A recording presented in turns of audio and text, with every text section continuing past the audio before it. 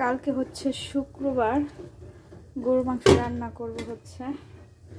তো আজকে বৃহস্পতিবার, আমি হচ্ছে এখন শীতের দিন ফ্রিজ থেকে মাংস টাংস বের করতে অনেক সময় লাগে, সেজন্য আমি সকালেই বের করে রাখছিলাম, ভাবছিলাম রাতে রান্না করে রাখবো, কিন্তু বের করে রাখার পরে আমি একদম ভুলে গেছি মাংসের কথা যে রান্না করব। এখন হচ্ছে আমি পেঁয়াজ টিয়াজ কিছুই কাটি নাই, এখন বাজে হচ্ছে প্রায় রাত 12টা।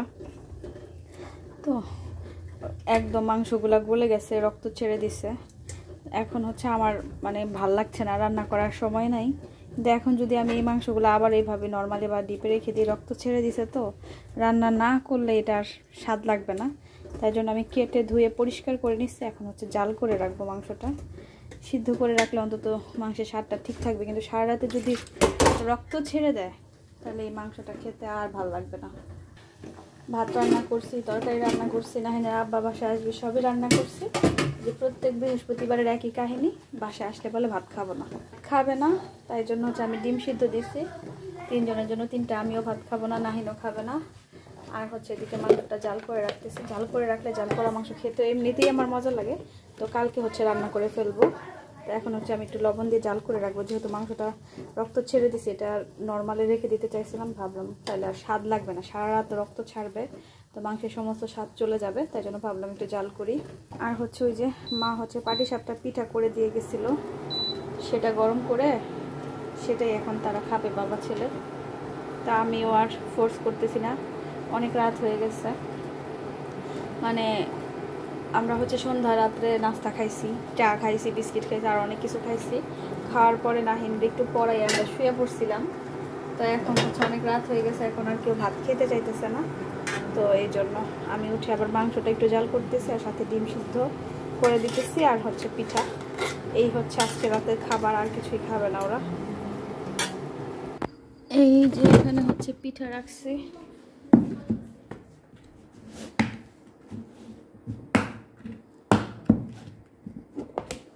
এই হচ্ছে পিঠা। এখন হচ্ছে পিঠাগুলো গরম দিব।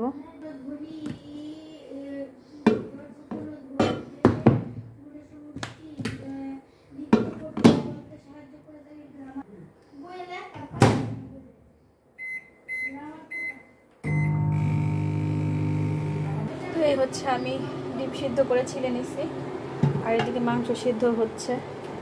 এখান থেকে আমি কিছুটা মাংস জাল করে রেখে দিব, সবটা রান্না করব না, মানে জাল করাটা খাওয়ার জন্য। কারণ আগে আমরা এরকম কোরবানির ঈদে জাল করে মাংস খাইতাম, আমার কাছে তো অনেক পছন্দ। আপনাদের কার কার পছন্দ অবশ্যই কমেন্টে জানাবেন। আর হচ্ছে প্রত্যেক বৃহস্পতিবারই আমার সাথে এমন হয়, আমি ভাত রান্না করে রাখি। এই যে একটু আগে আমি এই যে গরম গরম ভাত রান্না করছি, যে নাহিনে আব্বু আসলে গরম গরম খাবে। তো সে প্রত্যেক বৃহস্পতিবারই প্রায় সেম ঘটনাই করে, মানে রান্না করে রাখলেই বলে যে আমি খাবো না। তো এটা আর নতুন কিছু না। এই যে আমার মতো এরকম জাল করা গরুর মাংস খাইতে কারা কারা পছন্দ করেন অবশ্যই কমেন্টে জানাবেন। এখান থেকে আমি অর্ধেকটা হচ্ছে কালকে আলু দিয়ে ঝোল করে রান্না করবো, আর বাকি অর্ধেকটা জাল করে রেখে দেবো খাওয়ার জন্য। এখানে প্রায় কিন্তু আপনার 4 কেজির মতো মাংস আছে, অনেকটা মাংস। 4 কেজির মতো গরুর মাংস আছে, মানে আমি 2 কেজি রাখছিলাম, একসাথে 2 প্যাকেট বের করছি।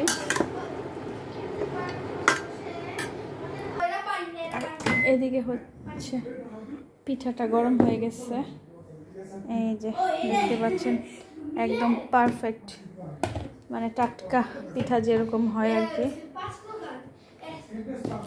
তো এখন হচ্ছে আমি বাবা ছেলেকে খেতে দিব।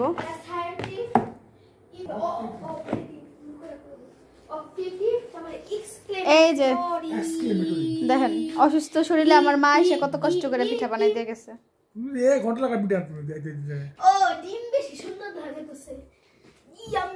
এলো অবস্থা। আপনার লেগে আমি আর বৃহস্পতিবার কিছু রান্না করুম না, ঠিক করছি, ঠিক আছে? খান আপনি, সমস্যা নেই। কেমন হয়েছে না বা? মজা হয়েছে, টাটকা আরো মজা ছিল। একটু পরে খান, একটু পরে খান, এটা কেবল ওভেন থেকে গরম করে আনলাম, তো একটু পরে খান। যাই হোক, বাবা ছেলেকে খাইতে দিয়ে আসছি, আমিও একটু খাবো, তারপর আবার মাংসটা দেখতে আসলাম। আমার ভিডিও যদি আপনাদের ভালো লাগে, লাইক কমেন্ট শেয়ার এবং সাবস্ক্রাইব করে আমার চ্যানেলের পাশে থাকবেন। সবাই অনেক অনেক ভালো থাকবেন। আল্লাহ হাফেজ, সবার কাছে বিদায় চেয়ে নিচ্ছি।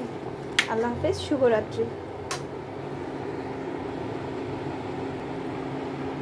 এত সুন্দর জাল দেওয়া মাংস হইতেছে, মানে এটা এমনি এমনি খাইতে অনেক ভালো লাগবে। আমরা কিন্তু ছোটোকালে এরকম ফ্রিজ ছিল না, এরকম হাঁড়ি ভরে মাংস জাল করে রাখতো, অত খাইতেও পারতাম না, কিন্তু আমার অনেক এখনও মনে আছে, অনেক পছন্দ করতাম, মানে যতটুকু পারতাম খাইতাম, ছোট ছিলাম তো।